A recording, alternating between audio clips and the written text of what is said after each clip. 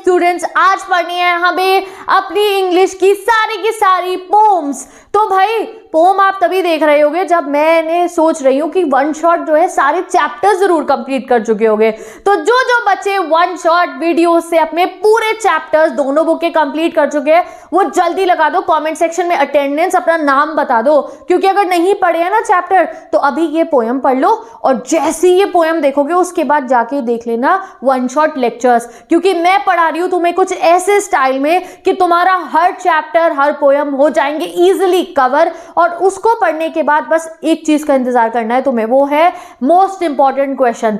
आज तुम्हें इस वीडियो में तो मैं एक पोएम बैक टू बैक पढ़ा दूंगी, उसके बाद आएगी आपके base question series one shot में हर एक चैप्टर के क्वेश्चन आंसर की, हर एक पोएम के क्वेश्चन आंसर की, जहां मैं तुम्हें कराऊंगी 10 से 12 क्वेश्चन हर चैप्टर के हर पोएम के। और अगर वो ही कर लिए ना तो वहां बोर्ड एग्जाम में हर आंसर लिख कर आए होंगे, चाहे पैटर्न कितना ही हो चुका हो डिफिकल्ट।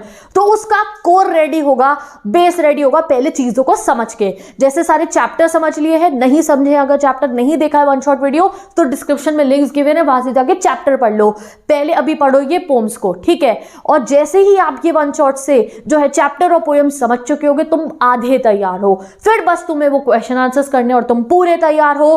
तो रेडी हो जाए मेरे सारे भाई बहन, जितना मन लगाकर तुम इन वन शॉट्स को देखोगे उतना बेहतरीन नंबर तुम अपने बोर्ड एग्जाम में जो है स्कोर करने वाले हो, ठीक है। तो भाई क्या करना है, वन शॉट लेक्चर को सिमरन दीदी के देखना है ध्यान से, जिससे नंबर आए तुम्हारे बहुत बेहतरीन वाले।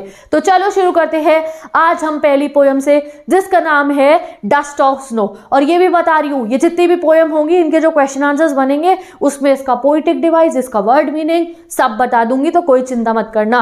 अब पढ़ती है पोएम को, समझाऊंगी एक एक लाइन कि तुम खुद पोएट बन जाओगे और कल से खुद पोएम लिख रहे होगे, ऐसे तरीके से समझाऊंगी। अपनी पहली पोएम को, the way a crow shook down on me, the dust of snow from a hemlock tree has given my heart a change of mood and saved some part of a day I had rued।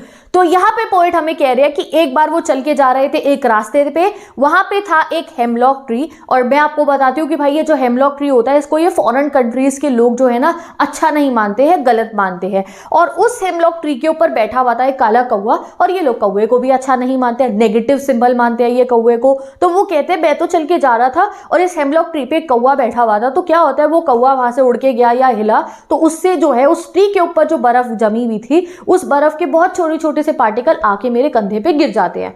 और जैसे ही वो उनके कंधे पे गिरते हैं तो उनका जो चेंज हो जाता है मूड, उनका ना मूड थोड़ा सा खराब चल रहा था, तो जैसे ही वो बर्फ गिरी उनका मन बहुत खुश हो जाता है और उनका मूड अच्छा हो जाता है, और वो दिन जो उनका खराब हो चुका था, रूह हो चुका था, उसको बचा लेता है। तो अब तुम समझ गए इस पोएम को। तो वहां से ये हमें वो मैसेज देना चाह रहे हैं इस पोएम के थ्रू कि देखो नेचर की कोई भी चीज जो है नेगेटिव नहीं होती, तुम्हारी सोच नेगेटिव हो सकती है। जैसे ये फॉरेन कंट्री के लोग कह रहे हैं ये हेमलॉक ट्री जहरीला ट्री है, ये नेगेटिव है, कौवा नेगेटिव है, वो कह रहे हैं कुछ नेगेटिव नहीं है, नेगेटिव तुम्हारी सोच होगी, तुम्हारा परसेप्शन होगा।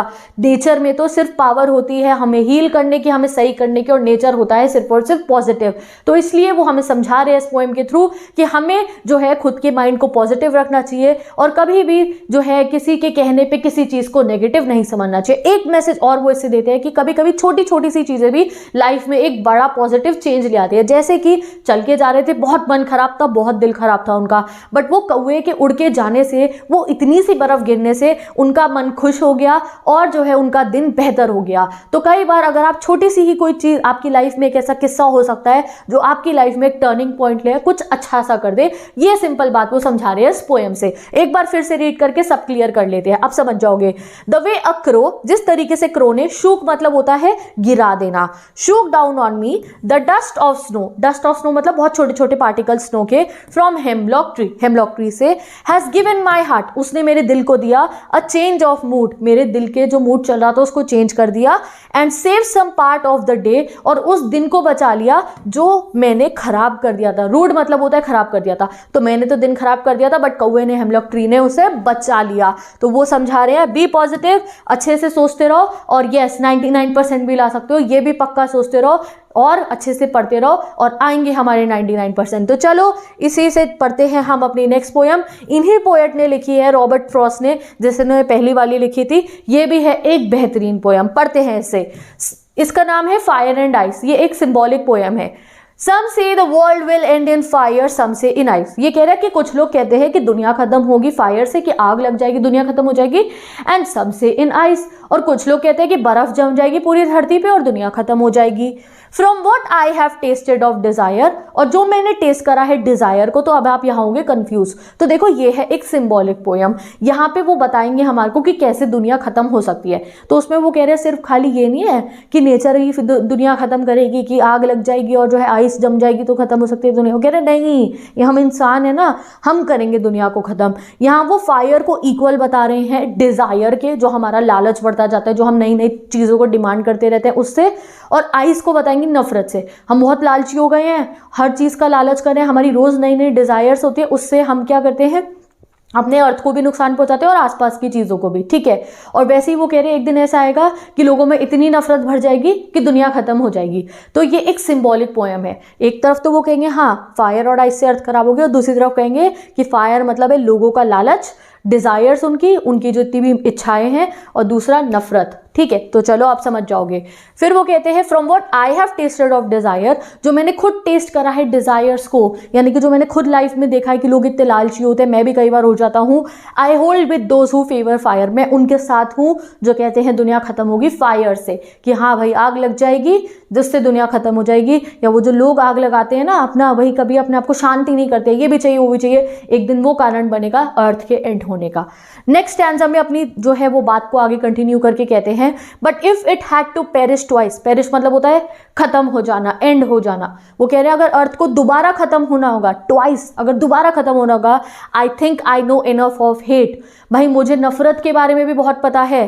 नफरत होती है तभी तो ये वॉर वूर लड़ते हैं और इतने लोग मरते हैं, इतना नुकसान होता है दुनिया का। तो वो कह रहे हैं I know enough of hate, मुझे नफरत के बारे में भी बहुत पता है। टू से फॉर डिस्ट्रक्शन, अगर आप डिस्ट्रक्शन की, दुनिया के खत्म होने की बात कर रहे हो तो आइस इज ऑल्सो ग्रेट, तो आइस भी बहुत बढ़िया है। नफरत से या आइस एज आ जाएगी तो कौन सा हम जिंदा रह लेंगे, तो भी दुनिया खत्म हो सकती है। तो इन्होंने लास्ट में ये कहा to say that for destruction, तो डिस्ट्रक्शन की अगर बात करिए तो खाली फायर को बदनाम मत करो। Ice is also great and would suffice, suffice मतलब सफिशिएंट है, जो जितना काम आग कर सकती है वैसा ही काम आइस कर सकती है, जितना काम हमारा लालच कर सकता है वैसा ही काम नफरत कर सकता है दुनिया को खत्म करने में। तो ये हो गया सिंपली आपका पोएम का एंड। अब पढ़ते हैं अपनी अगली पोएम, ऐसे ही जल्दी जल्दी कंप्लीट कर लेंगे सारी पोएम्स को और फिर मूव करेंगे क्वेश्चन आंसर पे, जो होने वाला है मेन फोकस एरिया हमारा। हर पोएम के ऐसे क्वेश्चन बताऊंगी 5 से 10, ज़्यादा नहीं कि भाई तुम क्वेश्चन ही पढ़ते चले जाओ, चाहे 6 बताऊंगी, ऐसे बताऊंगी कि पूरा पेपर वहां से आ रहा होगा। तो चलो जल्दी से पहले पोएम पढ़ लो।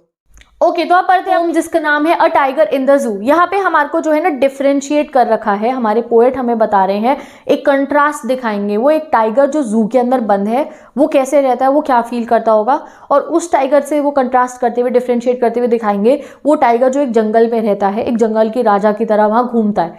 तो जो है चलो पढ़ते हैं इस पोम को। He stalks in his vivid stripes the few steps of his cage on pads of velvet quiet in his quiet rage. He कौन है यहाँ पे, ही है हमारा टाइगर। तो यहाँ देखो आप, उन्होंने टाइगर को पर्सोनिफाई करा है, यानी कि ह्यूमन लाइक कैरेक्टर दिया, उसको ही बोला है।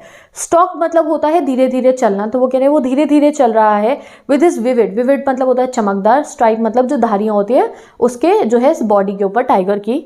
The few steps of his cage, और वो चल कहाँ रहा है, फ्यू स्टेप्स कुछ कदम चल रहा है अपने पिंजरे के जिसमें उसे जू में बंद कर रखा है। On pads of velvet quiet in his quite range, और जब वो चल रहा है तो वो किस पे चल रहा है, अपने छोटे छोटे पैड्स, पैड्स क्या हो गए, उसके जो पैर हैं, छोटे छोटे पॉज हैं फर वाले, उन पे चल रहा है। तभी उनको लिखा है वेलवेट क्वाइट। फर कैसे होते हैं, वेलवेटी से पैर होते हैं उनके, और जब जो है टाइगर चलता है आवाज नहीं आती है। इन हिज क्वाइट रेंज, अब उसके चलने पे आवाज तो नहीं आ रही है जब वो पिंजरे में थोड़ी थोड़ी देर चल रहा है, साथ ही के साथ में उसने अपना गुस्सा अपने अंदर दबा रखा है। वो चल रहा है जब, तो he is in quite rage. Rage क्या होता है, एंगर, गुस्सा। खुद सोचो टाइगर में कितना एंगर, गुस्सा होता है, ठीक है। अब उसको पिंजरे में बंद कर रखा है तो वो सब अपनी पावर, अपना एंगर, अपना गुस्सा उसने क्वाइट कर रखा है, उसने शांत कर रखा है उसको। ही should be lurking in a shadow. अब आपको सेकंड स्टैंजा में क्या बताया गया है कि उसे क्या करना चाहिए, उस टाइगर को वहां पिंजरे में नहीं होना चाहिए, उसे क्या करना चाहिए, और जो फॉरेस्ट वाला टाइगर है वो क्या कर रहा होगा इस समय। ही should be lurking in the shadow. Lurking मतलब होता है छुपना, शैडो में छुपना चाहिए उसको, किसकी, आगे पता चल जाएगा। He should be lurking in shadow sliding through long grass near the water hole where plump deer pass. अब इसमें आपको बताने कि भाई उस टाइगर को असली में क्या करना चाहिए। ही should be lurking in shadows, यानी कि उसको छुपना चाहिए इधर उधर। स्लाइडिंग थ्रू लॉन्ग ग्रास, बड़ी बड़ी जो घासें होती है ना उसके पीछे छुपना चाहिए, उनके पीछे से एकदम से निकल कर आ जाना चाहिए। कहाँ पे? जहाँ पे जो वो पॉन्ड होता है ना और वो मोटा सा डियर आता है पानी पीने, उसको खाने के लिए। आपने कई बार डिस्कवरी पे देखा होगा कि डियर पानी पीने आता है, उधर पीछे टाइगर बैठा होता है और जैसे ही टाइगर उसे देखता है उस पर झपट्टा मार के अटैक करके उसे खा जाता है। ऐसी फूड चेन चलती है। तो वो कह रहे हैं उस टाइगर का असली काम ये है that he should be lurking in shadows, उसे शैडो में छुपना चाहिए, घास के पीछे से धीरे से चल के स्लाइड करते हुए आना चाहिए। कहाँ पे? जहाँ पे उस पानी के पॉन्ड के पास जाना चाहिए, उस वाटर बॉडी के पास जहाँ पे वो प्लम्प डियर, वो गोलू मोलू सा डियर आएगा जिसको उसे खाना है। ठीक है, आगे पढ़ते हैं। ही should B snarling around the houses, और क्या करना चाहिए उस टाइगर को? स्नाल मतलब होता है घुर्राना चाहिए, रोर करना चाहिए उसे हाउसेस के पास में। एट द जंगल से, जो जंगल के किनारे पे गांव बसे होते हैं ना उनके आसपास में उसे घूमना चाहिए, दूर दूर से ही, मतलब कि वहां वो घूमे, रोर करे। Baring his white fangs his claws, और वहां वो घूमते हुए अपने जो है सफेद सफेद दांत दिखाए और अपने क्लॉस दिखाए। टेरराइजिंग द विलेजर्स, और उसको देखते ही पूरे के पूरे विलेजर्स डर जाएं कि भाई शेर आ गया, शेर आ गया, टाइगर आ गया, टाइगर आ गया। ठीक है, तो ये काम है उस टाइगर का कि वो जो है अपना फॉरेस्ट में इस तरीके से टाइगर रहता है, वो ये कह रहे हैं। डन, आगे पढ़ते हैं। बट हमारा जो टाइगर है वो कहाँ है? वो है जू में। तो पढ़ते हैं आगे क्या कहते हैं वो। But he is locked in a concrete cell, but वो बेचारा तो बंद है एक सीमेंट के बने हुए पिंजरे के अंदर, सेल के अंदर, छोटे से कमरे के अंदर। हिज स्ट्रेंथ बिहाइंड बार्स, उसकी जितनी पावर है, जितनी शक्ति है, इट इज बिहाइंड बार्स, वो जो पिंजरे के जो रॉड्स है लोहे की उसके पीछे हैं। Stalking the length of his cage ignoring visitors, और वो कर क्या रहा है बेचारा पिंजरे के अंदर? Stalking the length of his cage. अब बार बार इस चीज पे स्ट्रेस करा जा रहा है कि छोटा सा पिंजरा है, स्टॉकिंग मतलब चल रहा है, और वो उस छोटे से पिंजरे में चल रहा है। वो टाइगर जिसपे पूरा जंगल होता है, और वो वहां चलते हुए इग्नोर कर रहा है उन विजिटर्स को जो उसको देखने वहां पे आए हुए हैं। अब रात हो जाती है, जब जू बंद हो जाती है, तब बेचारा टाइगर क्या करता है ये बताया गया है। He hears the last voice at night the patrolling cars, आखिरी आवाज उसे रात को आती है जब पेट्रोलिंग कार्स आती है चेक करने के लिए सबको जू में। And stairs with his brilliant eyes, उस समय पे वो अपनी चमचमाती आंखों से, क्योंकि उनकी आंखें रात को चमचमाती हैं, तो वो देख रहा होता है किसको? एट ब्रिलियंट स्टार्स, चमकते हुए तारों को देख रहा होता है। और यही चीज़ है जो फॉरेस्ट वाला टाइगर और जू वाला टाइगर कर सकते हैं इक्वली, क्योंकि फॉरेस्ट वाला टाइगर बाकी जो चीज़ें कर सकता है वो जू वाला टाइगर नहीं कर सकता। बस फॉरेस्ट वाला टाइगर जब तारों को देख सकता है, वैसे ही स्काई तो देख ही सकता है हमारा जू वाला टाइगर। तो बाकी तो उसको कोई ऐसी चीज़ है कि जो है बेचारा वो बंद है। बट एक ही चीज़ जो है उनके बीच में सिमिलर है फॉरेस्ट और जू वाले टाइगर के, कि दोनों जो है एटलीस्ट तारों को तो देख सकते हैं। तो कहीं ना कहीं ये एक मैसेज देता है about the animal freedom also, और कैसे जो है टाइगर जू में जब रहता होगा तो उसे क्या फील होता होगा ये आपको दिखाया जा रहा है पोएम में। और कैसे जब वो अपने नेचुरल हैबिटेट में होता है जंगल में, तो वो वहाँ कैसे रहता है, और कब उसे जू में बंद कर दिया जाता है तो वो कैसे रहता है, ये इसमें आपको बताया गया है। ठीक है, ये रहे इसके कुछ वर्ड मीनिंग्स। और वैसे इसके बहुत सारे वर्ड मीनिंग्स हैं, बहुत सारे क्वेश्चन इस पोएम में से आते हैं, बोर्ड एग्जाम की काफ़ी फेवरेट पोएम्स में से एक है। तो वो जो है तुम्हें टेंशन नहीं लेनी है, मैं तुम्हें स्टार्टिंग में भी बता चुकी हूँ। वो सब question answers, poetic devices, word meaning आपको मिल जाएंगे विद इन वन वीडियो, जिसमें मैं पढ़ाऊंगी आपको हर चैप्टर के इंपॉर्टेंट क्वेश्चन। तो चलो अब पढ़ते हैं अपनी अगली पोएम। ओके गाइस, तो अब पढ़ते हैं हम जिसका नाम है how to tell wild animal. इसकी जो पोएटिस है वो ना काफ़ी मजाकिया सी लेडी हैं, और इन्होंने हमारे को जो है बहुत मजाकिया वे में बताया है। एक ऐसा तरीका, मजाकिया पोएम है ये, जिससे तुम जो है वाइल्ड एनिमल्स को पहचान सकते हो। तो चलो पढ़ते हैं इस पोएम को। If you ever should go by chance to jungle in the east, अगर तुम कभी बाय चांस चले जाओ जंगलों में जो ईस्ट में है, यानी कि हमारे इंडिया एशिया वाला जो ये पूरा हमारा ईस्टर्न हेमिस्फीयर है जो है अर्थ का, वहाँ अगर तुम चले जाओ वहाँ के जंगलों में। And if there should to you advance, और अगर वहां तुम्हारे एडवांस मतलब तुम्हारे सामने आ जाए a large and tawny beast, एक लार्ज बहुत बड़ा, टॉनी मतलब येलोइश ब्राउन कलर का, बीस्ट मतलब क्या? खूंखार जानवर, ठीक है, या दानव, whatever you can say. If he roars at you as you are doing, और अगर वो तुम्हारे सामने आए और वो जोर के ऐसे गुर्राए, रोर करे, दहाड़ मारे ऐसे कि तुम उसकी दहाड़ सुन के ही मर जाओ, you will know it's the Asian lion, उस दिन तुम्हें पता चल जाएगा कि वो कौन था? एशियन लायन था। ठीक है, चलो आगे बढ़ते हैं। और if some time when roaming around, और ऐसे ही अगर तुम कभी घूम रहे हो, फिर रहे हो, अ Nobel wild beast greets you, और तुम्हारे सामने आ जाए एक नोबल मतलब राजाओं वाला, रॉयल, बीस्ट मतलब वही दानव या जानवर, तुम्हें ग्रीट करे, तुमसे आके मिले, with the black stripes on a yellow ground, उसकी काली काली पट्टियां हैं उसके ऊपर, उसकी येलो ग्राउंड पे, ग्राउंड मतलब है यहाँ बॉडी, उसकी पीली बॉडी और काली पट्टियां हैं। देख के समझ नहीं आएगा हमें टाइगर, हमें कब आएगा, चलो आगे पढ़ो। Just notice if he eats you, ध्यान रखना अगर वो तुम्हें खा ले। This simple rule may help you learn, इसी सिंपल रूल से तुम समझ सकते हो the Bengal tiger to discern. वो कौन होगा, बंगाल टाइगर होगा। डिसर्न मतलब होता है किसी चीज को आइडेंटिफाई करना, कि जब वो तुम्हें खा जाएगा ना, काली धारी और येलो बॉडी वाला एनिमल, खूंखार एनिमल, नोबल एनिमल, तभी तुम्हें पता चलेगा कि वो कौन है, रॉयल बंगाल टाइगर। ठीक है, चलो आगे पढ़ते हैं। If strolling fourth a beast you view, अब तुम ऐसे ही स्ट्रोलिंग मतलब भी घूमना फिरना होता है, अगर तुम घूमते फिरते आगे जा रहे हो, तुम्हें एक और जो है दानव बीस्ट टाइप मिल जाए। ठीक है, तुम्हें दिखा है whose hide with spot is peppered, उसकी जो हाइड मतलब होती है एनिमल की skin, is spots with peppered, यानी कि उसके ऊपर पेपर्ड मतलब क्या, छिड़क देना, उसके ऊपर कोई स्पॉट्स छिड़क दी गए हैं, जैसे काली मिर्च छिड़क दी उसके ऊपर, ऐसे काले काले से।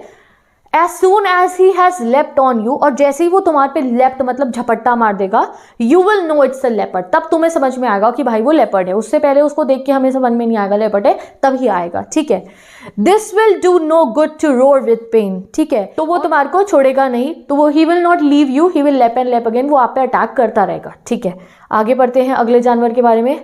If when you are walking round your yard, अब वो पहुंच गई यार्ड पे, शहर के पास में यार्ड, तुम अपने गार्डन वार्डन के पास में कहीं घूम रहे हो, you meet a creature there, अब देखो बीस्ट यूज नहीं करा है, दानव यूज नहीं करा है, क्रीचर वर्ड यूज करा है, कोई एक पर्टिकुलर क्रीचर, कोई एक चीज तुम्हारे सामने आ गई, who hugs you very very hard, जो आगे तुम्हें एक बढ़िया सी झप्पी पा दे, यानी कि बहुत जोर की हग कर ले। Be sure it is a bear, याद रखना वो एक भालू है, it is a bear. If you have any doubts I guess, अगर तुम्हें कोई डाउट हो रहे हैं, he will just give you one more caress, caress मतलब होता है और टाइट हक करना, वो तुम्हें एक और टाइटली हक करेगा। और कहीं ना कहीं तुम ये मत समझना कि भालू कुछ कहेगा नहीं, भालू ऐसी हक करके जो है इंसान को मार देगा, और जो है इस तरीके से वो अटैक करता है। ठीक है, आगे पढ़ते हैं। अब दो जानवरों के बीच में डिफरेंस बताएंगे, वो एक होता है ये हाइना जो खाते हुए जो है हंसता है, और मगरमच्छ जो रोता है। ठीक है, पढ़ते हैं।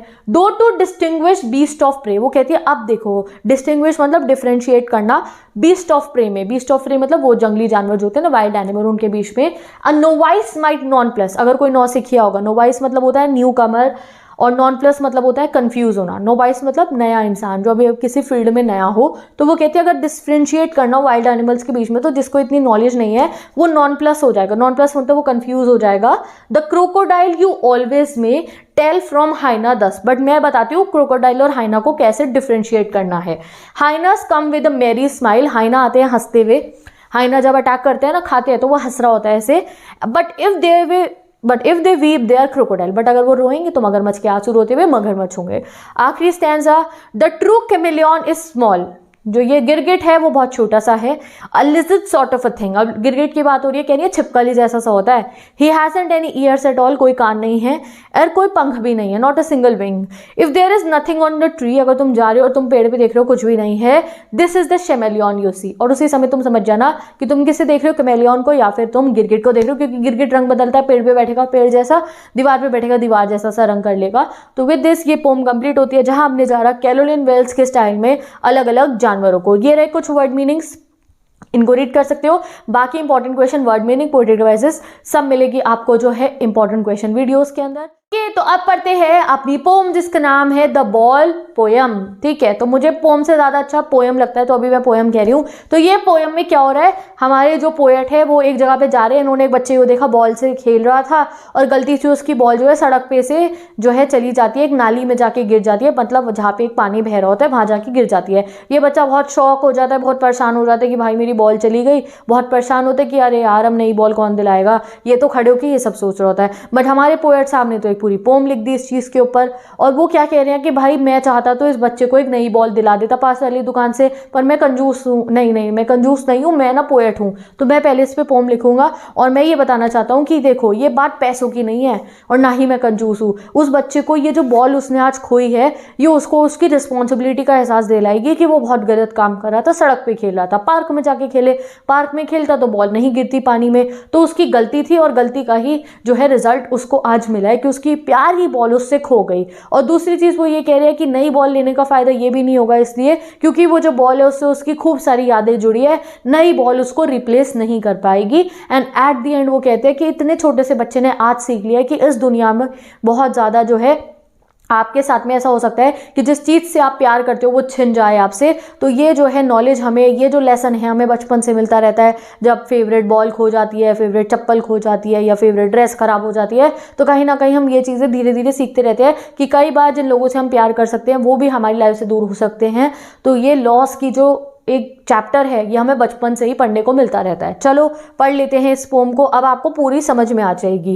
What is the boy now who has lost his ball? अब क्या करेगा वो बच्चा जिसने बॉल खो दी है। What is he to do now? I saw it go merrily bouncing down the street and the merrily over there it is in the water। तो वो कह रहा है वो क्या करे बच्चा, मैंने खुद देखा उसकी बॉल merrily मतलब हंसते हुए, खुश होते हुए, बाउंसिंग कूदते हुए जो है पहले सड़क से नीचे गई और फिर खुश होती हुई कूदती हुई जो है पानी में गिर गई। अब यहाँ पे उन्होंने पर्सोनिफिकेशन यूज करा है, बॉल कभी हंसती नहीं है, ठीक है, तो उन्होंने मेरिली लिखा है बॉल के लिए, यानी वो बॉल को पर्सोनिफाई करे क्योंकि बॉल तो मस्ती में जा रही थी और वो गलती से पानी में गिर गई, ठीक है। नो यूज टू से oh there are other balls, ये कहने का फायदा नहीं है कि और बॉल्स भी हैं दुनिया में दुकान पे जो तुम खरीद सकते हो, नहीं, इसे कहने का फायदा नहीं है। And ultimate shaking grief fixes the boy, क्योंकि वो बच्चा अल्टीमेट शेकिंग ग्रीफ बहुत परेशान जो है वो कांप रहा है और डर के मारे खड़ा है उस पानी के पास में कि मेरी बॉल जो है गिर गई है। As he stands rigid trembling staring down all his young days into the harbour where his ball went, क्यों खड़ा है वो कांपता हुआ, वो बिल्कुल सीधा खड़ा है, रो भी नहीं रहा है, कुछ भी नहीं कह रहा है, बिल्कुल स्ट्रेट फॉरवर्ड खड़ा है और वो डर रहा है, परेशान हो रहा है क्योंकि वो बॉल उसकी गिर गई है जिसके साथ उसकी बचपन की इतनी सारी यादें जुड़ी हैं। I would not intrude on him, मैं उसको जाके डिस्टर्ब, इंट्रूड मतलब होता है डिस्टर्ब करना, मैं उसको जाके डिस्टर्ब नहीं करूँगा। A dime another ball is worthless, dime मतलब कुछ चंद पैसे, आप समझ लो चंद पैसों की बॉल एक नई दिला दूँ अगर इस बच्चे को तो वो वर्थलेस है, उसकी कोई वैल्यू नहीं है। वैसे मेरे को तो लगता है दिला देते बच्चा खुश होता, बट नहीं, वो एक लेसन दे रहे हैं गाइज हमारे को इस पोम से, ठीक है। तो वो कहते हैं dime another ball is useless, एक नई बॉल दिलाना यूजलेस होगा।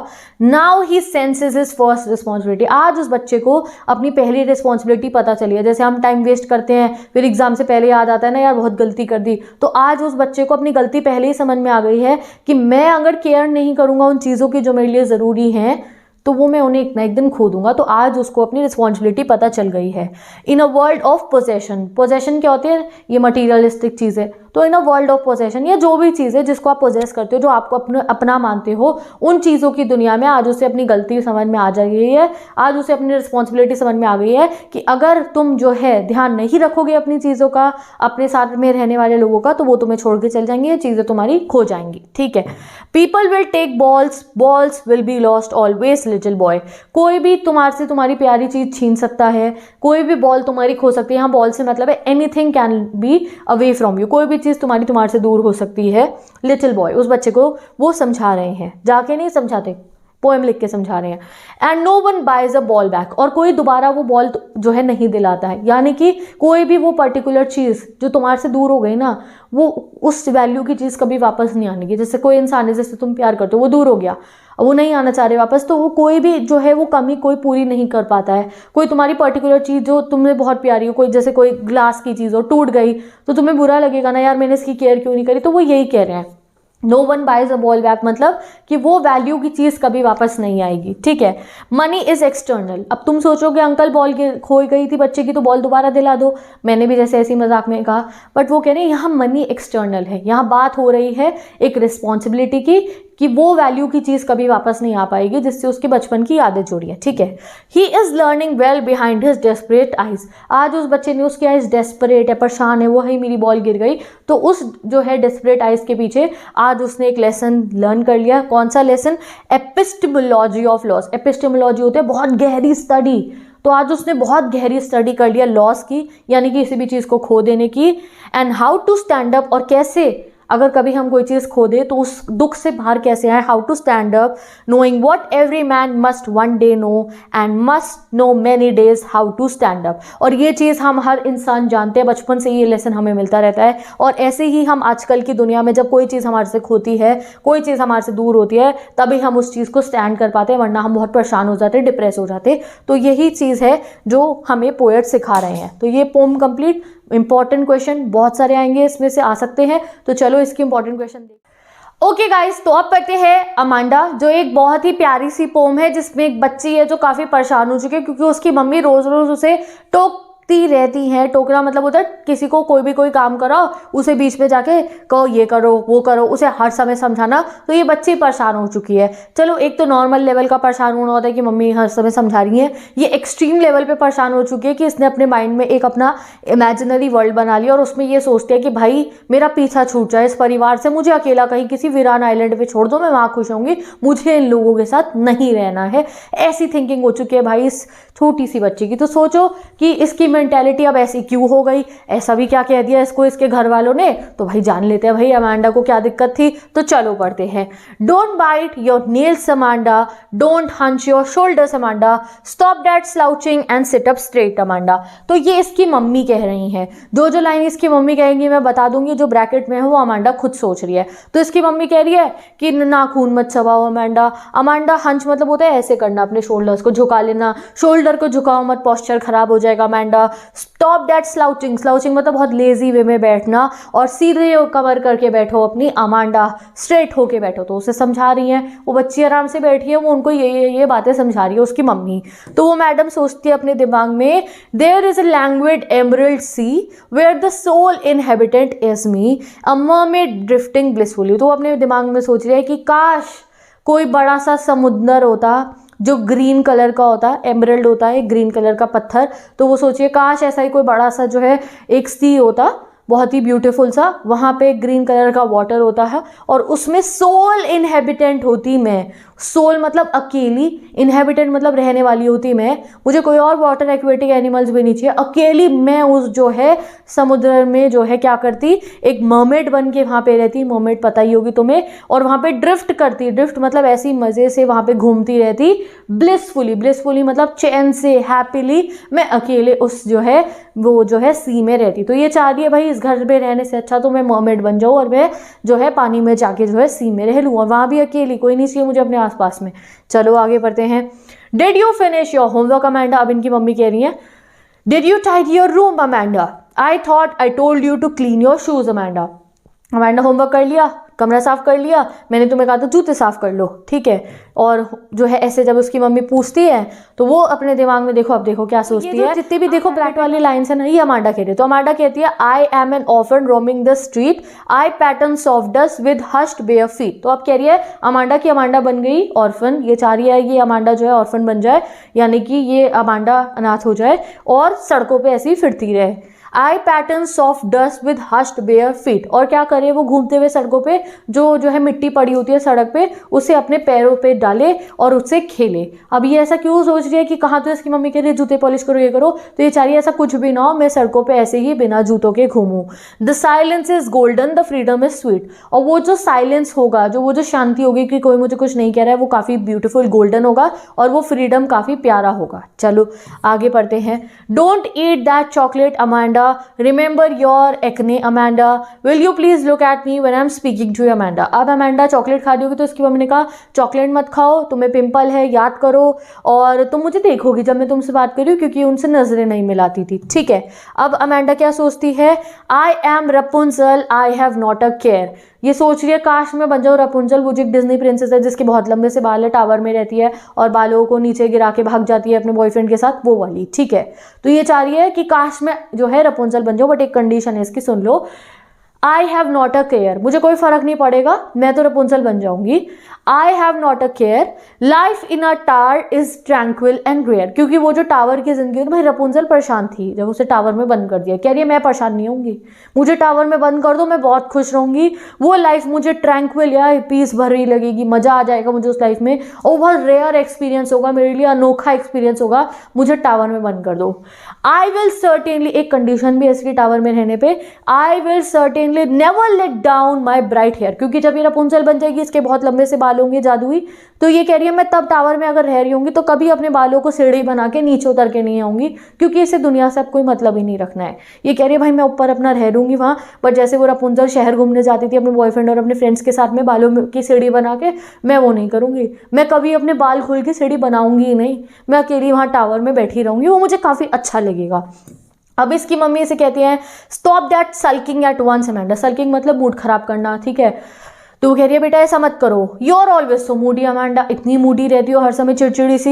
Anyone would think I nag that you Amanda, कोई भी तुम्हें देख के सोचेगा कि मैं तुम्हें हर समय टोकती रहती हूँ अमेंडा। तो आंटी को पता भी है बट फिर भी ऐसे करनी है। तो इस बच्चे की साइकोलॉजी बहुत ख़राब हो चुकी है, इसको इनकी मम्मी को ज़रूरत है कि वो अपना नेचर थोड़ा बदले और बच्चे को समझाए तरीके से। तो ये कुछ नीड है, ये एक मैसेज है पोम का कि भाई जो है बच्चों का जो माइंड होता है ना वो बहुत ज़्यादा सॉफ्ट होता है, तो इसलिए उनको जो है एक ऐसे तरीके से डील करना चाहिए कि वो कुछ ऐसी गलत सोच ना रखे। तो चलो विद दिस ये पोम कंप्लीट होती है, ऐसे लिखा है रॉबिन क्लाइन ने। और जो है यहाँ पे ये रहे इसके वर्ड मीनिंग, और तुम्हें इस सबकी टेंशन नहीं लेनी है, इसमें बहुत सारे क्वेश्चन आते हैं, तो poetic devices, question answer, word meaning सब मिल जाएंगे आपको one shot base question series में। हम पढ़ते हैं अगली पोएम। अब पढ़ते हैं अपनी नेक्स्ट पोम जिसका नाम है the tale of Custard the dragon. तो ये जो पोम है ये एक बैलेड फॉर्म में, और बैलेड क्या होता है देखो, बैलेड ना एक सॉन्ग टाइप की बहुत लंबी सी पोम होती है जिसमें कोई एक स्टोरी सुनाई जा रही हो, तो इसको गाने के फॉर्म में गाया जाता है। अगर आप इसकी राइमिंग स्कीम देखोगे तो हर वर्ड राइम कर रहा होगा और आप इसे गा सकते हो बहुत आराम से, और इसमें कोई एक कहानी सुनाई जाती है। तो बैलेड की स्पेशलिटी क्या है आ जाएगा एग्जाम में लिखने को, सुन लो ध्यान से। बैलेड में एक कहानी सुनाई जाती है, एक पोएम के फॉर्म में, एक गाने के फॉर्म में एक कहानी सुनाई जाती है। बैलेड में काफी लंबी होती है ये, और ये जो बैलेड है ये है हेरोइज्म की और साथ ही के साथ में करेज की, यानी कि साहस की, हिम्मत की। एक ड्रैगन के बारे में बताया जाएगा आपको जिसका नाम है कस्टर्ड। तो भाई रियल वर्ल्ड में तो ये ड्रैगन एग्जिस्ट करते नहीं है हम लोगों के अकॉर्डिंग, पर एक छोटी सी बच्ची है जिसका नाम है बेलिंडा। ये जो है भैया ये तो बहुत महान बच्ची है, इसके पास में अपना पेट ड्रैगन है और बहुत सारे अलग अलग पेट्स भी है, जैसे एक डॉग है, एक कैट है और एक चूहा है, और ये उन सब के साथ अपने घर में मजे से रहती है। बट जो इसका ड्रैगन है वो ना कहता है कि मुझे पिंजरे के अंदर बंद होकर आराम से कंफर्टेबली रहना है, तो ये सब उसका जो इसके पेट्स है और ये जो है उनका मजाक उड़ाती रहती है। ड्रैगन का ये लोग मजाक उड़ाते हैं कि भाई तू तो ड्रैगन है, तू तो इतना लंबा चौड़ा है, तू तो मुंह में से आग निकाल सकता है, किसी को भी उठा के फेंक सकता है, पटक सकता है, किसी को भी पीट सकता है, फिर तू क्यों रोता रहता है पिंजरे में रहने के लिए। ओ यार होगी उसकी अपनी मर्जी, वो चाह रहा है पिंजरे में रहना कंफर्टेबली, तो तुम रहने दो ना। बट नहीं, ये जो बेलिंडा है छोटी सी बच्ची और इसके सारे पेट्स कस्टर्ड ड्रैगन को हर समय तंग करते रहते हैं, बहुत ज़्यादा तंग करते हैं, बुली करते हैं उसको कि तुम जो है अपने पिंजरे में क्यों रहते हो। तो चलो जानते हैं कि वो सच्ची में भी डरपोक था या नहीं था इस पोम को पढ़ने के बाद, ठीक है। तो चलो पढ़ते हैं पोम को। बहुत लंबी, बहुत यूज तुम्हें लगती है भाई, कुछ भी नहीं है, बच्चों की पोएम है ये, ठीक है, जैसे छोटे बच्चे पढ़ते हैं ना वैसी सी कहानी है इसमें। पढ़ते हैं।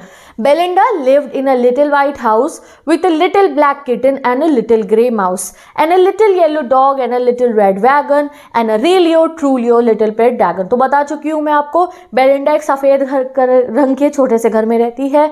इसके पास एक छोटा सा काले रंग का किटन है, यानी कि बिल्ली का बच्चा है, और साथ ही के साथ में ग्रे कलर का एक चूहा भी पाल रखा है इसने। इसके पास में एक येलो कलर का छोटा सा डॉग भी है और एक लाल रंग की गाड़ी है, छोटी सी बच्चों की खेलने वाली वेगन, उसमें जो है ये सबको घुमाती रहती होगी भाई। और जो है एक रीलियो ट्रूलियो, अब रीलियो ट्रूलियो तो हमने इंग्लिश में कोई वर्ड पढ़े नहीं है क्योंकि ये होते ही नहीं है। रीलियो मतलब है रियल और ट्रूलियो मतलब है ट्रू, और ये पोएटिक लाइसेंस होता है पोएट्स के पास में कि भाई अगर पोएम को मज़ेदार बनाना है, राइमिंग स्कीम को कंटिन्यू करना है, तो वो कुछ भी कर सकते हैं। तो इसलिए यहाँ हमारे पोएट ने रीलियो लिख दिया रियल को, ट्रूलियो लिख दिया ट्रू को, ठीक है। हम नहीं कर सकते, ये लोग कर सकते हैं, ठीक है। चलो आगे पढ़ते हैं। Now name of the little black kitten was Ink. तो जो काला जो है बिल्ली का बच्चा है उसका नाम है इंक, याद रख लो, बाद में कंफ्यूज हो जाते हैं। And the little grey mouse she called him blink. Little grey mouse का नाम क्या है? ब्लिंक, ठीक है। तो जो है आगे पढ़ते हैं, and the little yellow dog was sharp as mustard. जो येलो कलर का डॉग है छोटा सा, उसका नाम है मस्टर्ड, और जो पेट ड्रैगन है उसका नाम है कस्टर्ड, और वो उसको बहुत ज़्यादा कावर्ड कहते हैं, यही लिखा है। But the dragon was a coward and she called him custard. Coward मतलब क्या होता है? कायर, डरपोक, बिल्कुल ही जो डर जाता है हर चीज से। ठीक है, आगे पढ़ते हैं। Custard the dragon had a big sharp teeth. अब ये वाला स्टैंजा में से एग्जाम में जरूर क्वेश्चन आएगा, जो भी इस पोम में से आता है कस्टर्ड ड्रैगन को एक्सप्लेन करने को आता है तो ये लर्न कर लो। कस्टर्ड ड्रैगन के बड़े बड़े शार्प शार्प दांत हैं, and spikes on top of him and scales underneath. और जैसे ड्रैगन्स के वो चाकू जैसे स्पाइक्स होते हैं ना पीठ पे, वैसे हैं, और स्केल्स हैं। Mouth like a fire place, मुंह में से निकलती है इसके आग, और नाक में से निकलता है धुआं, जैसे कि चिमनी फॉर अ नोज। ठीक है, and realio trulio dagger on his toes. और सच्ची के डैगर्स, डैगर्स होते हैं बहुत तकीले चाकू, उसके टोस पे लगे हुए। टोस मतलब क्या हुआ? पैरों की उंगलियों के जो नखून हैं वो किसी चाकू से कम नहीं है। ऐसा दिखता है डरावना जो है हमारा Custard dragon. Belinda was brave as barrel full of bears. Belinda इतनी ब्रेव है जैसे डब्बे भर भर के, बड़े बड़े बैरल भर भर के भालू हों, यानी कि भालुओं से भी ज्यादा ताकतवर बेलिंडा है। And Ink and Blink chase lion down the stair. और जो इंक और ब्लिंक है, इंक कौन है? किटन है ना, एक बार कंफ्यूज हो गई मैं, पढ़ लो। हाँ भाई, इंक है किटन, ब्लिंक है चूहा। तो भाई इंक और ब्लिंक जो है वो इतने ज्यादा स्ट्रांग है, इतने हिम्मत वाली है कि अगर लायन भी इनके घर में आ जाए तो उसे भगा डालते हैं। ठीक है, Mustard was as brave as a tiger in rage. और मस्टर्ड जो डॉग है वो इतना ब्रेव है जैसे टाइगर होता है गुस्से में। बट द ड्रैगन जो है, इनका जो ड्रैगन है, but Custard cried for a nice safe cage. But वो जो कस्टर्ड ड्रैगन है वो कहता है भाई मुझे रहना है पिंजरे में। ये तो तुम्हें मैं बता ही चुकी हूँ।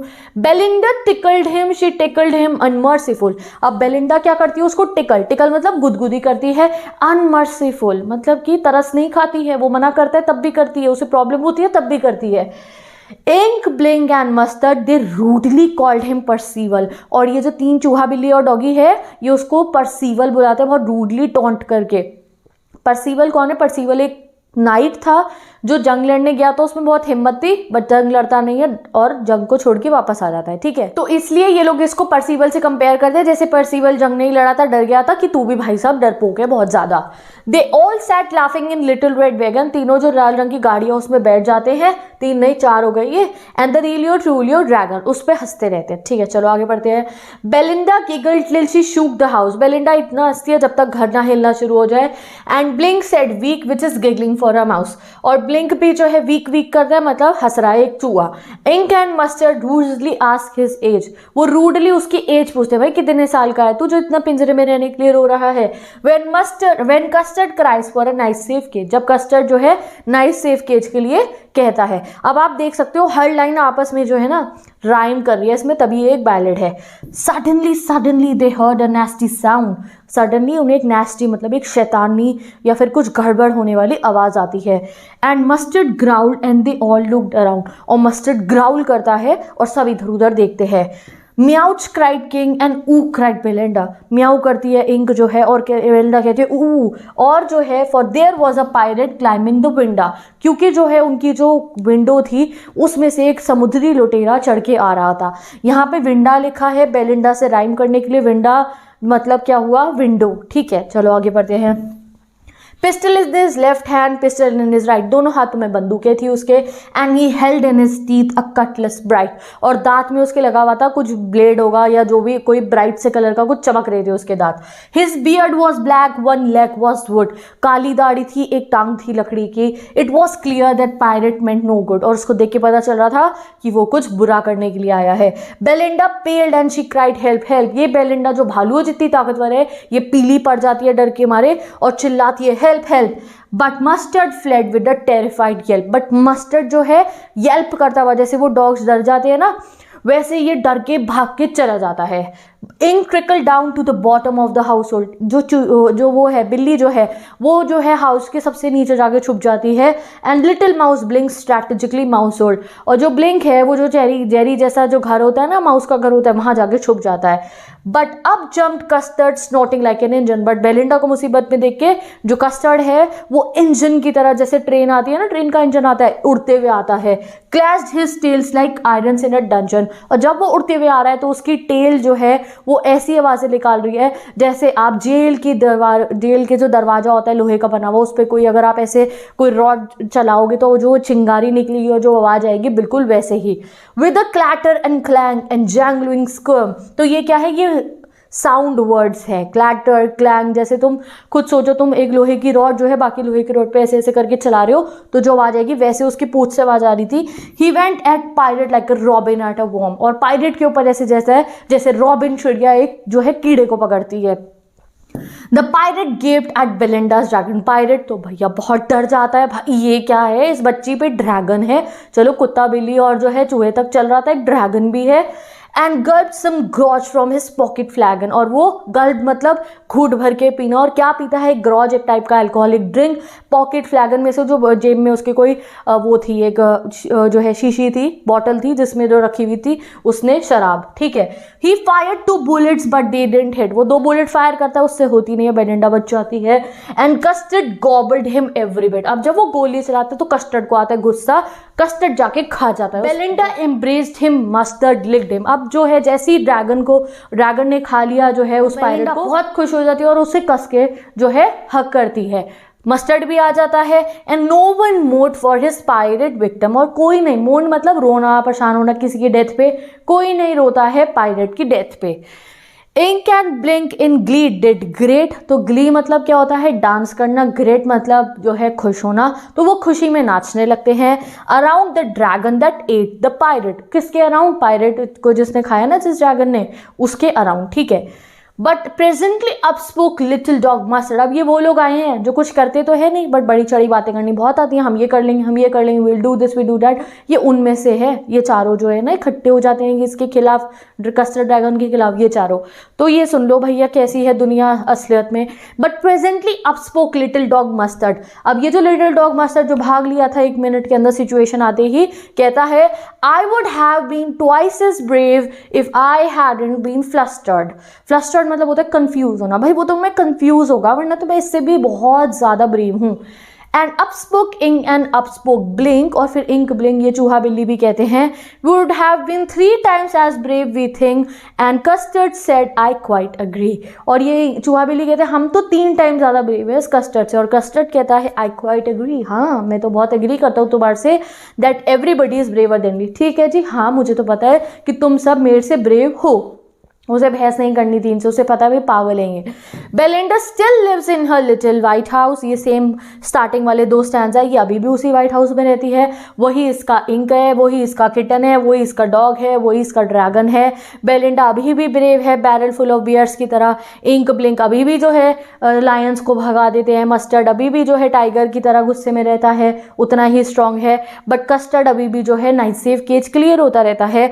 और इसका मतलब ये है, ये ऑगडेन नाश जो ये पोएट हैं इस बैलेट के, वो ये समझा रहे हैं कि दुनिया में जो लोग बहुत बढ़ चढ़ के कई जो है ना ऐसे अपने आप को बहुत बनते हैं और कहते हैं, वो असल में कुछ नहीं कर पाते, और कई बार वो लोग जो है जो बिल्कुल शांत स्वभाव के होते हैं और अपने में रहते हैं, वो जो है असली में हिम्मत वाले होते हैं, ठीक है। और सेकेंडली ये एक और चीज़ दिखाते हैं कि कभी भी किसी को जो भी प्रेफरेंसेज हो उनकी, हमें उनको उस पर जज नहीं करना चाहिए। जैसे कस्टर्ड ड्रैगन को भाई पिंजरे में रहना है तो इसका मतलब ये नहीं है कि उसमें करेज नहीं और वो डरपोक है, नहीं, उसे पसंद होगा वो इसलिए रह रहा है, तो वी शुड नॉट जज people on the basis of their choices also, ये भी इसका एक मैसेज है।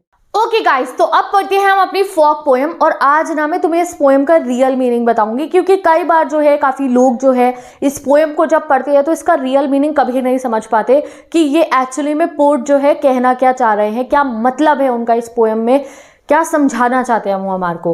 तो है बहुत सिंपल सी पोम, जैसे कि अभी सर्दियाँ चली रही है और बहुत सारा फॉग जो है, जैसे ही हम देखते हैं सुबह सुबह या रात को जो है घर के बाहर आ जाता है ठंड के मौसम में, ऐसे जो है कोहरा, फॉग को हम लोग क्या कहते हैं हिंदी में, कोहरा कहते हैं। तो यहाँ पे जो पोएट है उन्होंने क्या करा है, कोहरे को कंपेयर करा है एक बिल्ली से, क्योंकि जब कोहरा चल के आता है, यानी कि जब जैसे आप अंदर आओ शाम को और आप रात के करीब बाहर जाओगे अगर अपने घर से, तो आप देखोगे पता नहीं कैसे कोहरा आ गया, आवाज़ तो आई नहीं, कोई कहाँ से आके पूरी सिटी पे बैठ जाता है, पूरे शहर कोहरे से भर जाता है। और वैसे ही अगर आपके घर के आसपास में बिल्ली रहती हो तो आप खुद देखना कि आपके घर में अगर बिल्ली घूम के गई है तो तुम्हें आवाज़ नहीं आने की, वो तो कोई दूध वूध गिर गया होगा तो तुम देखोगे हाँ भाई बिल्ली आई होगी, वरना बिल्ली अगर आती है तो जब वो चलती है तो एहसास नहीं होता, वो इतना धीरे धीरे आती है।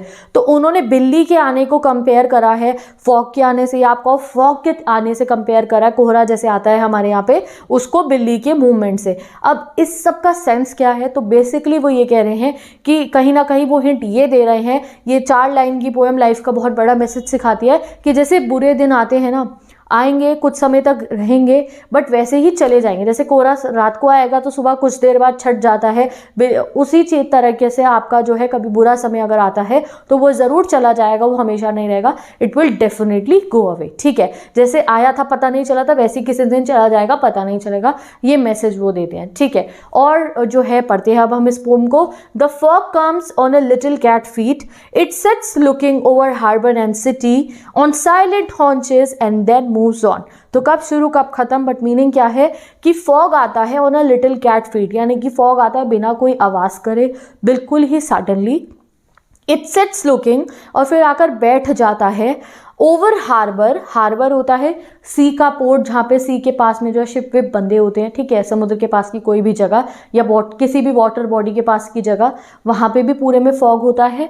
एंड सिटी के ऊपर भी पूरे शहर के ऊपर कोहरे की चादर बिछ जाती है। ठीक है, ऑन साइलेंट हॉन्चेस, और जब वो आता है कैसे आता है, बहुत साइलेंटली होता है, जिस तरीके से एक बिल्ली आती है।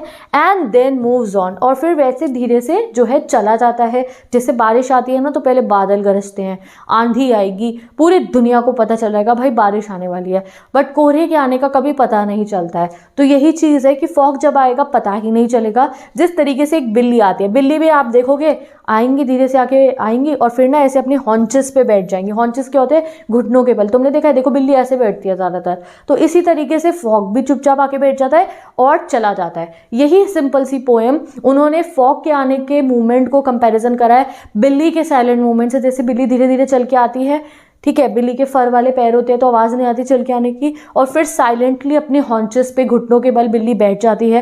बिल्ली मतलब कि इस पोस्चर में बैठ जाती है और फिर धीरे से उठ के चली जाती है। वैसे ही ऐसा फॉग करता है। और हिडन मीनिंग इसका ये है, he is telling us about the bad times that can come in our life, but वैसे ही वो जो है जा भी सकते हैं। ठीक है, तो विद दिस ये पोम कंप्लीट होती है फॉग। तो इसके क्वेश्चन कैसे आएंगे एग्जाम में वो आप बेस क्वेश्चन सीरीज में देख लेना।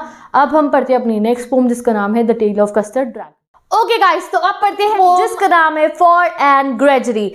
तो बहुत ही इंटरेस्टिंग पोयम है क्योंकि इसमें जो है हमारे पोएट एक लड़की जो बहुत सुंदर सी है, उसके ब्लॉन्ड बाल है यानी कि येलोइश से कलर के उसके बाल हैंगे, उसको समझाती है कि जो है समझाते हैं लड़के हैं हमारे पोएट, उसको समझा रहे हैं कि देखो भैया, कोई भी लड़का अगर तुम्हारे से प्यार करता है तो वो सिर्फ और सिर्फ तुम्हारे प्यार में इसलिए पागल होता है क्योंकि तुम्हारे इतने सुंदर बाल है। उसे कोई तुम्हारी इनर ब्यूटी से प्यार नहीं हो रहा कि तुम्हारा दिल अच्छा है, तुम बड़ी प्यारी हो, तुम अच्छी बातें करती हो, तुम जो है किस टाइप की इंसान हो, नहीं, उसे बस तुम्हारे लुक्स मैटर करेंगे और वो इसीलिए तुम्हारे प्यार में पागल होगा। तो वो लड़की कहती है नहीं जी ऐसा नहीं है, मेरे बालों का कोई मैटर नहीं है, अगर बाल ही सारी दिक्कत है तो मैं बालों को दूसरे कलर में रंगवा लूंगी। तो वो कहते हैं तब भी कुछ नहीं होने वाला। तो जो है जो भी दुनिया होती है ना तुम्हें आउटर लुक्स पे ही जज करती है, कहीं ना कहीं ये मैसेज वो दे रहे हैं हमें इस पोम के थ्रू। तो चलो पढ़ लेते हैं क्या कहते हैं हमारे पोएट। नाम है इनका विलियम बटलर यीट्स, बहुत फेमस पोएट है। आगे चल के अगर आप इंग्लिश को कंटिन्यू करोगे तो बहुत सारी पोम्स, बहुत सारी वर्क्स इनके पढ़ने वाली हो। चलो पढ़ते हैं।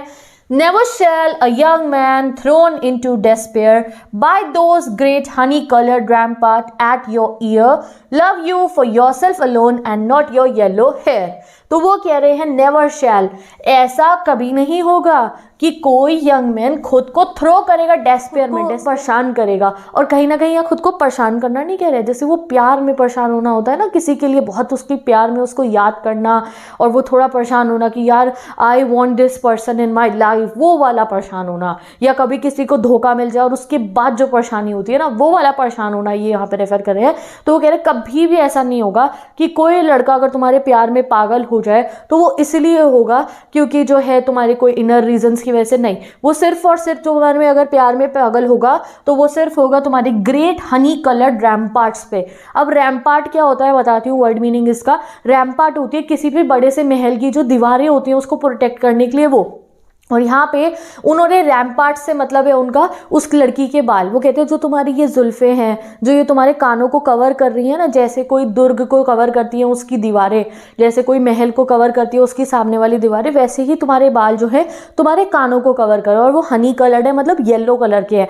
तो कोई भी लड़का अगर तुमसे प्यार करता है तो वो सिर्फ तुम्हें इसलिए प्यार नहीं करेगा, will not love you your self alone, सिर्फ तुम्हें प्यार नहीं करेगा, वो सिर्फ और सिर्फ तुम्हारे सुंदर येलो बालों को प्यार कर रहा है, जिससे तुम्हारी ब्यूटी और ज़्यादा इन्हेंस करते हैं, सिर्फ और सिर्फ वो उसे प्यार करेगा, तुम्हें नहीं प्यार करेगा, ठीक है। तो वो लड़की कहती है but I can get a hair dye, मैं बाल रंगवा लूंगी, and set such colour there, कोई और रंग लगवा लूंगी, ब्राउन और ब्लैक कैरेट, ब्राउन करा लूँ, ब्लैक करा लूँ, लाल करा लूँ, that young man in despair, जिससे जो लड़का मुझे प्यार करे, may love me for my self alone, वो सिर्फ और सिर्फ मुझे मेरे लिए प्यार करे, and not my yellow hair, मेरे बालों के लिए मुझे प्यार ना करे। और यहाँ सिर्फ येलो बालों से मतलब है आउटर लुक्स, ब्यूटी, सिर्फ और सिर्फ मेरी ब्यूटी के लिए मुझे प्यार ना करे कि मैं सुंदर हूँ, मैं कैसे इंसान हूँ, मेरा नेचर कैसे, इसलिए वो मुझे प्यार करे, इसलिए मैं अपने बालों को नेक्स्ट कलर में किसी और कलर में जो है कलर करवा लूंगी। तो फिर वो उसको कहते हैं I heard an old religious man but yesternight declare, वो कहते हैं मैंने कल एक बहुत ओल्ड रिलीजियस मैन यानी कि एक बहुत समझदार धार्मिक इंसान को कहते हुए सुना है, येस्टर नाइट यानी कि कल रात को ही उसने मुझे डिक्लेयर करा, उसने मुझे दावे के साथ कहा है that he found a text to prove, जैसे उसने क्या बताया दावे के साथ उस रिलीजियस मैन ने कि उसको कोई लिखित में डॉक्यूमेंट मिल गया है, टेक्स्ट मिल गया है जो ये प्रूव करता है that only God my dear could love you for your self alone and not your yellow hair, सिर्फ गॉड ही है ऐसे जो हमें प्यार करेंगे, हम किस इंसान हैं, हम कैसे इंसान हैं, हमारा व्यवहार कैसा है, हमारा नेचर कैसा है, उस बेसिस पे तो सिर्फ भगवान ही हमें प्यार करते हैं, बाकी लोग तो हम कैसे दिख रहे हैं और ऊपरी हम क्या दिखावा कर रहे हैं इसी में पड़े हुए हैं दुनिया के अंदर। ये मैसेज देती है हमारे को ये पोम जिसका नाम है फॉर एन ग्रेचरी। कंप्लीट होती है ये पोम। ओके गाइस, तो अब पढ़ते हैं अपनी नेक्स्ट पोम जिसका नाम है द ट्रीज। आपके इंटायर सिलेबस की सबसे लेंदी पोम है, आप इसको कह सकते हो। टेल ऑफ कस्टर्ड ड्रैगन से कंपेयर मत करो, लेंदी है, बहुत सारे डिफिकल्ट वर्ड्स है और इसका हिडन दो मीनिंग्स है इस पोम के, ठीक है। सबसे पहले रीड करते हैं इसके बारे में क्या लिखा है। Can there be a forest without trees, where are the trees in this poem and where do they go. तो देखो इस पोम में बात क्या होने वाली है कि ट्रीज हैं वो जो है ना क्या है, बहुत समय से घरों के अंदर बंद है, ठीक है। जैसे आजकल लोग करते हुए हैं कि भाई घर के अंदर तो पेड़ पौधे इतने अलग अलग टाइप के लगा लेते हैं और बाहर हम लोग जो है जंगलों को काटते जा रहे हैं, ठीक है। और बाहर तो फ्लोरा फॉन जो हमारा ये वेजिटेशन है हम खत्म करते जा रहे हैं, अपने घरों को सजाने के लिए हम ट्रीज लगा रहे हैं, पौधे लगा रहे हैं। तो क्या हो रहा है कि ये जो घर के अंदर के ट्रीज है ये परेशान हो चुके हैं पेड़ पौधे, और ये कह रहे हैं कि भाई अब तो हम बाहर जाएंगे, जो फॉरेस्ट अधूरा है हमारे बिना हम उस फॉरेस्ट को पूरा करेंगे। ये इसका फर्स्ट मीनिंग है। एक और हिडन मीनिंग है, सिंबॉलिक मीनिंग है इस पोम का। उसका मतलब ये है कि यहाँ ट्रीज का मतलब है औरतें, और यहाँ जो ये फॉरेस्ट है, फॉरेस्ट का मतलब है बाहर की दुनिया। जैसे कि आपको पता है कि बहुत समय तक हमारी दुनिया में औरतों के पास अपना हक नहीं था, वोटिंग राइट्स नहीं थे और तरह तरह के राइट्स नहीं थे कि जॉब करे तो इक्वल सैलरी नहीं मिलती थी या जॉब मिलती ही नहीं थी, एजुकेशन का राइट नहीं होता था। तो एक समय आया जब औरतों ने बहुत संघर्ष करा, बहुत ज़्यादा स्ट्रगल करा, एंड अभी हम कह सकते हैं आज की दुनिया में that yes we are living in a very better world. और अभी अच्छाइयाँ हो सकती है but yes we are living in a very better world now. तो वो सब कैसे हुआ, कैसे औरतों ने जो है इस वर्ल्ड में वो पहुंची, तो ये आप जानोगे इस पोम के थ्रू। तो मैं आपको दोनों तरीके से पढ़ा दूंगी, एग्जाम में जिस टाइप का क्वेश्चन आएगा दोनों आप आंसर कर पाओगे, ठीक है। तो चलो पढ़ते हैं इस पोम को, हैंड टू हैंड पढ़ाती रहूंगी, ट्रीज के मतलब से भी और वुमन के मतलब से भी, तो कोई दिक्कत तुम्हें नहीं होगी, ठीक है। तो चलो। The trees inside are moving out into the forest that was empty all these days। मतलब कि जो ट्री घर के अंदर थे वो फॉरेस्ट में जा रहे हैं, उस फॉरेस्ट में जो इतने समय से खाली था। वुमेन का देखोगे तो मतलब वो औरतें घर से बाहर जा रही हैं जो इतने समय घरों में बंद थी, ठीक है। Where no bird could sit, no insect hide, no sun bury its feet in its shadow, the forest that was empty all these nights will be full of trees by morning। मतलब कि where no bird sit मतलब जो forest भैया जिसपे पेड़ cut गए तो भाई चिड़िया कैसे बैठेगी, चिड़िया को पेड़ चाहिए बैठने के लिए, उसका घोंसला कहाँ बनाए, वो पेड़ छिन गया उससे। कोई इंसेक्ट अपना घर बनाते हैं पेड़ में, हम पेड़ काट चुके हैं तो इंसेक्ट के लिए भी प्रॉब्लम है। नो सन बरी its feet in a shadow, यानी कि जो सन है, सन क्या है, अपनी जो सन रेज है वो फेंकता है फॉरेस्ट के अंदर, वहाँ पेड़ों के ऊपर जो है सन की रेज जो है पड़ती हैं और फॉरेस्ट में जाके बरी हो जाती है। और कहीं ना कहीं इसका मतलब ये है कि सन का काम है कि वो धूप प्रोवाइड करे और जो है वो फोटोसिंथेसिस के प्रोसेस में सनलाइट को यूज करके प्लांट जो है खाना बनाते हैं। तो अब सन क्या करे, पेड़ तो हम काटते जा रहे हैं, तो भाई सन क्या करे, सन कहाँ पे अपनी जो है इतनी ब्यूटीफुल सी सनलाइट को पहुंचाए, क्योंकि फॉरेस्ट तो हम कट करते जा रहे हैं। तो अब वो कह रहे हैं the forest that was empty all these nights, अब कल सुबह तक वो भर जाएंगे क्योंकि ट्रीज ने डिसाइड कर लिया हम जा रहे हैं भाई फॉरेस्ट में। इसी को अगर आप कंपेयर करो औरतों से तो यहाँ मतलब ये है, ये देख रहे हो सब कुछ इनकम्प्लीट दिख रहा है, चिड़िया के लिए घर नहीं है, इंसेक्ट के लिए घर नहीं है, सन परेशान है, कहीं ना कहीं ये दिखा रहा है कि औरतों के आए बिना दुनिया खाली थी, यानी कि सब जो स्पेस थी वो मैन जो है वो जो है पूरी नहीं कर सकते हैं। तो औरतों का बाहर निकल कर आना, वर्ल्ड में हर तरफ जाके अपना जो है अपना इनिशिएटिव्स दिखाना वो बहुत ज़्यादा ज़रूरी था। तो अब जो है फाइनली औरतें डिसाइड कर रही हैं कि वो सारी मेहनत करेंगी एंड जो है कल एक नई सुबह होगी जहां हर औरतों के पास अपना हक होगा और वो घर से बाहर निकल रही हैं। ठीक है, आगे पढ़ते हैं। वो आसान नहीं है, उसके लिए उन्होंने क्या क्या करा ट्रीज ने और औरतों ने, वो पढ़ते हैं। All nights the root work, पूरी रात रूट्स जो है काम कर रही हैं to disengage themselves from the cracks in the veranda floor. Disengage मतलब होता है खुद को बाहर निकालना, खुद को तोड़ना, खुद को जो है बाहर निकालना उस चीज के अंदर से। किस चीज में से लिखा है? Cracks in the veranda floor. Veranda क्या होता है? जो घर का वेड़ा होता है, जो घर के जो बैल्कनी वाला जो बाहर का एरिया होता है उसमें से, उसके जो फर्श में से जो है, जैसे आप कभी देखते हो घर में पेड़ होते हैं ना, तो जो फर्श होता है उसमें अगर पेड़ लगा होता है तो कई बार पेड़ की जड़ें जो हैं वो फर्श तक में चली जाती हैं और ऐसे बाहर निकल रही होती हैं। तो वो कह रहे हैं हमारे को कि अब ट्रीज अपनी जड़ों को उस घर से बाहर निकाल रहे हैं, फर्श के अंदर से भी जो उनकी जड़ें फंसी हुई हैं वो उसे बाहर निकाल रहे हैं, खुद को डिसएंगेज कर रहे हैं जिससे वो बाहर चल के जा पाए। और औरतों का अगर आप मानो तो यस, औरतों के ऊपर बहुत रिस्ट्रिक्शंस है, बहुत कुछ उन्हें कहा जाता है, बहुत कुछ उन्हें सुनना पड़ता है, बहुत रूल्स उन्हें फॉलो करने पड़ रहे हैं, बट आज वो खुद को डिसएंगेज, वो सारे इस बोझ से, वो सारे इस बंधनों से खुद को जो है डिसएंगेज कर रही हैं बाहर की दुनिया में जाने के लिए।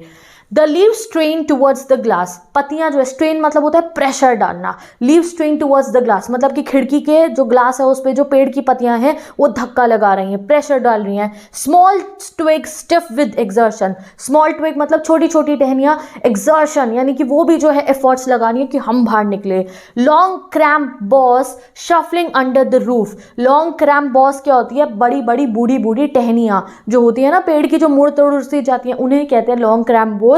वो भी शफल कर रही है अंडर द रूफ, यानी कि वो भी चल के आना की कोशिश कर रही है। शफल मतलब बहुत आवाज आ रही है हिलने की, और वो बाहर जा रही है कि हमें भी घर से बाहर निकलना है। Like newly discharge patients half dazed moving to the clinic door, जिस तरीके ऐसे वो पागलों की तरह बाहर निकलने की कोशिश कर रहे हैं, पेड़, पेड़ की पत्ती, पेड़ की बूढ़ी टहनी, छोटी टहनी, जैसे कोई पेशेंट, जैसे अभी कहो कि आपको अब डिस्चार्ज कर रहे हैं, घर जा सकते हो, तो उसमें चाहे अंदर से हिम्मत हो या ना हो, एनर्जी लेवल डाउन हो, बट वो बहुत खुश होकर भागते हुए डोर से बाहर निकलता है कि यार फाइनली घर पहुंचूंगा।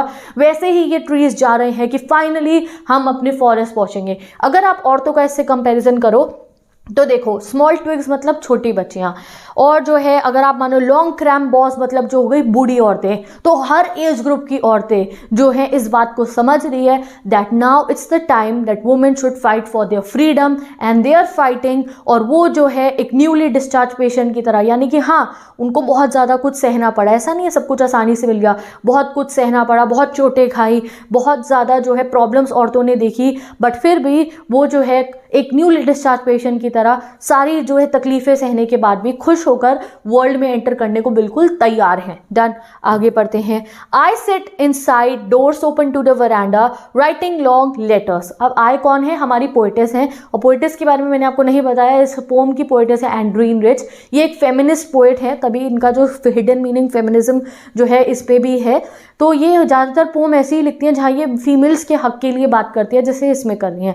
तो ये अपने आप को इंट्रोड्यूस करिए पोम में कि मैं अपने घर के वरांडा के अंदर बैठी हूँ, नहीं मैं अपने घर के अंदर रूम में बैठी हूँ और बाहर इनको अपने घर का जो है वरांडा दिखाई दे रहा है, दरवाजे खुले हुए हैं इनके कमरे के और बाहर वरांडा होता है, वेड़ा, आंगन कहते हैं, आंगन इनको दिखाई दे रहा है, और ये अपने कमरे में बैठ के लेटर्स लिख रही हैं या पोम लिख रही होंगी, सिंपल आप ये समझ लो। In which I scarcely mention the departure of the forest from this house. यार उसमें वो मेंशन कर रही हैं कि किस तरीके से आज वो दिन आया है कि ट्रीज घर से बाहर जा रहे हैं, या वो यही मेंशन कर रही हैं, उनका काम ही यही था गाइस। उन्होंने एक पोम और लिखी है जो आप क्लास 12 में पढ़ोगे, आंट जेनिफर टाइगर में पढ़ाऊंगी तुम्हारे को। वो उन्होंने अपनी हर पोम में, हर जो पीस ऑफ राइटिंग उन्होंने लिखा, कहीं ना कहीं औरतों के हक की उन्होंने बात की है, वही चीज़ ये मेंशन कर रही है।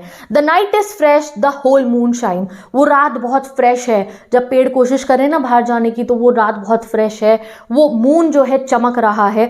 तो कई बार ना जो है फ्रीडम को दिखाने के लिए नई सुबह दिखाई जाती है। यहाँ पोएटिस उल्टा चल रही हैं, ये कह रही हैं वो रात भी बहुत फ्रेश है। जब औरतें संघर्ष कर रही हैं खुद को जो है फ्रीडम दिलवाने के लिए, तो वो बहुत फ्रेशनेस आ गई है उस चीज़ से, वो बहुत ही खुशी का माहौल है।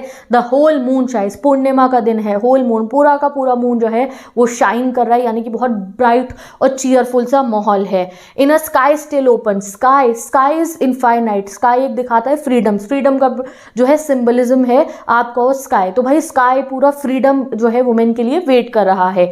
The smell of leaves and lichen still reaches like a voice into the rooms, और वो कह रही है द स्मेल ऑफ लीव, जो जैसे जैसे पेड़ बाहर जा रहे हैं, अगर आप पेड़ों का देखो तो वो पेड़ों की खुशबू जो है जब वो बाहर जा रहे हैं तो वो पीछे अपनी खुशबू छोड़ते हुए जा रहे हैं उस कमरे के अंदर कि भाई हम तो चले अपने फॉरेस्ट में। और अगर आप इसको लेडीज से कंपेयर करोगे तो कुछ औरतें हैं जो बाहर निकल चुकी वर्ल्ड में और वो अपने जो है बढ़िया तरीके से उन्होंने अपना फ्रीडम हासिल कर लिया है। बट उन्होंने तो फ्रीडम हासिल कर लिया, बट उन्होंने जो करा है उसकी खुशबू, उसकी बातें, उसके बारे में जो है अब उन औरतों के पास ये बातें पहुंच रही हैं जो अभी भी अपने कमरों में, अपने घरों में बंद है। तो वो अब वो भी उनके बारे में जानेंगी, वो भी खुद को मोटिवेट करेंगे और कल को वो भी जो है ऐसे ही संघर्ष करके बाहर निकलेंगी। तो इस लाइन का मतलब क्या है? The smell of leaves and lichen still reaches like a voices into the rooms. जो निकल गए बाहर वो तो निकल गए ना, बाकियों के पास ये वॉइसेस, ये स्मेल, ये खुशबू, ये स्टोरीज पहुंच रही हैं और कल को वो भी हिम्मत करके बाहर निकलेंगी। ठीक है, आगे बढ़ते हैं। My head is full of whispers which tomorrow will be silent. वो कह रहे हैं मेरी कान में बहुत आवाज़ आ रही है फुसफुसाने की जो कल चुप हो जाएगी। वो आवाज़ किसकी है? वो जो पेड़ इतनी कोशिशें कर रहे हैं ना बाहर जाने की, खिड़की पे धक्का मार रहे हैं, कुछ कर रहे हैं, ये उन पेड़ों की आवाज़ है। बट अगर तुम सिंबॉलिक मीनिंग देखो तो वो कह रही है ये वो उन लोगों की आवाज़ है जो औरतों को कहते हैं ये मत करो, वो मत करो, ये मत करो, वो मत करो। वो कह रही है अभी बहुत कुछ मुझे सुनने को मिल रहा है बट कल तक सब चुप हो जाएंगे। Listen the glass is breaking, वो कह रही है सुनो पेड़ों ने ग्लास को तोड़ दिया है। और अगर वुमेन का मानो तो वो कह रही है देखो जो एक सोसाइटी में जो आदमियों ने, जो मेल्स ने जो एक बैरियर बना रखा है जिसको हम क्रॉस नहीं कर सकते थे, ये कहते थे that we can not go outside, ये मत करो, वो मत करो, तो आज औरतों ने उस ग्लास को ब्रेक कर दिया है। The trees are stumbling forward in to the night, और अब वो ट्रीज जो है, स्टम्बल मतलब होता है लड़खड़ा कर चलना है, बिल्कुल स्ट्रांग होकर नहीं चलना। तो ट्रीज आर स्टम्बलिंग, अब ट्रीज जो है जब ऐसे घर से बाहर निकले हैं तो वो इतने स्ट्रांग नहीं कि हाँ जो है एकदम से पहुंच जाएंगे, नहीं, वो अभी इतना जो है चोटे खा के लड़ाई करके आए हैं, तो वो धीरे धीरे गिरते गिरते जा रहे हैं बाहर into the night. Into the night मतलब अपने फॉरेस्ट में जा रहे हैं। और यहाँ वो नई सुबह नहीं कह रही है, वो नई रात कह रही है। तो कहीं ना कहीं वो ये भी दिखा रही है कि हर चीज़ को सेम फॉर्मेट में हमें नहीं लेके चलना चाहिए। तो वो कह रही है ये जो नाइट है this will also be very beautiful, जब पेड़ आज़ाद हो चुके होंगे। चलो आगे, अब इसको वुमेन के हिसाब से देखें तो सेम, अब वुमेन जो इतने संघर्ष करके बाहर आई हैं तो उन्होंने भी बहुत कुछ सहा होगा, तो वो भी जब बाहर तो आ जाएंगी वर्ल्ड में, बट फिर भी कुछ धीरे धीरे वो चल के आगे बढ़ेंगी। ऐसा तो नहीं है ना जैसी वोटिंग राइट्स मिल गए तो सब कुछ हो गया, नहीं, फिर एजुकेशन राइट्स मिले, फिर और भी आज के समय पे भी अगर हम गए तो there are many parts of the world जहाँ पे अभी भी वुमेन जो है अपने हक के लिए लड़ रही होंगी। ठीक है, तो वो यही कह रही है कि बाहर तो आ गए, राइट्स तो मिल गए, बट अब भी स्टम्बल यानी कि अभी भी लड़खड़ा के चल के हमें और कुछ हासिल करना है। Winds rush to meet them, और जैसे ही पेड़ बाहर पहुंचते हैं तो विंड जो नेचर है उनका स्वागत करती है। Wind rush to meet them, wind आती है उनसे मिलने के लिए। ऐसे ही जब हम औरतें बाहर जो है निकली, घरों से बाहर निकली, मतलब वर्ल्ड में एंटर हुई, तो यस उस समय पे हमें मेल, फीमेल और जो बाकी पूरी सोसाइटी ने हम लोगों को एक्सेप्ट करा। ठीक है, और धीरे धीरे सिचुएशंस अच्छी हुई।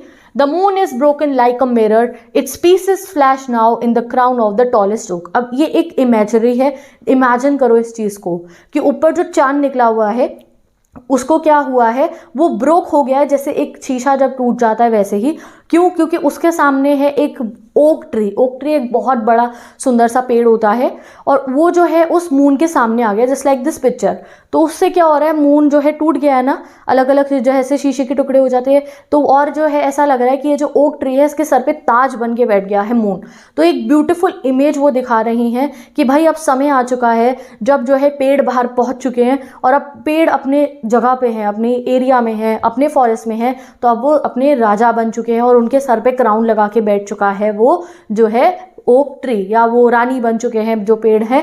नाउ जो है उनको वही रिस्पेक्ट मिलेगी जब पेड़ बाहर जा चुके हैं फॉरेस्ट में और अब वो फॉरेस्ट में हील करेंगे फॉरेस्ट को। और अगर वुमेन का देखो कि औरतें अब बाहर पहुंच चुकी हैं एंड जो है ये जो मून है वो उनका स्वागत कर रहा है, ये एक तरीके को उनको रिस्पेक्ट मिल रही है, ये कह सकते हो आप। और अगर एक सिंबॉलिक मीनिंग जो मुझे लगता है कि ओक ट्री कई बार जो है सिंबॉलिज्म होता है मेल डोमिनेंस का, तो अब वो मेल डोमिनेंस जो है वो एंड हो जाएगी एंड जो है एवरीवन विल बी इक्वल। ठीक है, तो विद दिस ये पोम आपकी कंप्लीट होती है।